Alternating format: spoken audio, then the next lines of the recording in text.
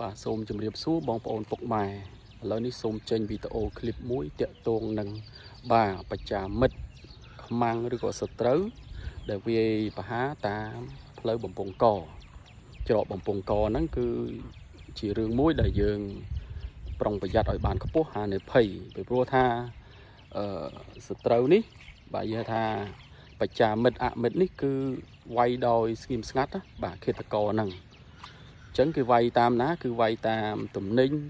ម្ហូបអាហារហូបចុកនឹងឯងបាទហើយអញ្ចឹងក៏សូមសំណូមពរបាទដល់គយបាទមន្ត្រីច្រកទ្វារមន្ត្រីសេដ្ឋកិច្ចបាទសូមមើងម៉ាត់ម៉ត់ចត់ដើម្បីការពារសុខសុវត្ថិភាពរបស់ប្រជាពលរដ្ឋយើងចំពោះចំណីអាហារសូមបាទពិនិត្យឲ្យមែនទែនពីព្រោះថាកាលណាបើសិនជាបាទយុវជនឬក៏ថាប្រជាពលរដ្ឋឈឺហើយបាទគឺលំបាកក្នុងការព្យាបាលណាស់ព្រោះថាជំងឺឥឡូវប្លែកហើយយើងដឹងហើយបាទបាទមួយកពើមួយចចកយើងនៅកដាលអញ្ចឹងតើយើងប្រយ័ត្នបន្តិចបាទគាត់និយាយពាក្យហ្នឹងបងប្អូនយល់ហើយបាទឲ្យប្រយ័ត្នចំពោះមិត្តមិនមែនមិត្តហ្នឹងបាទ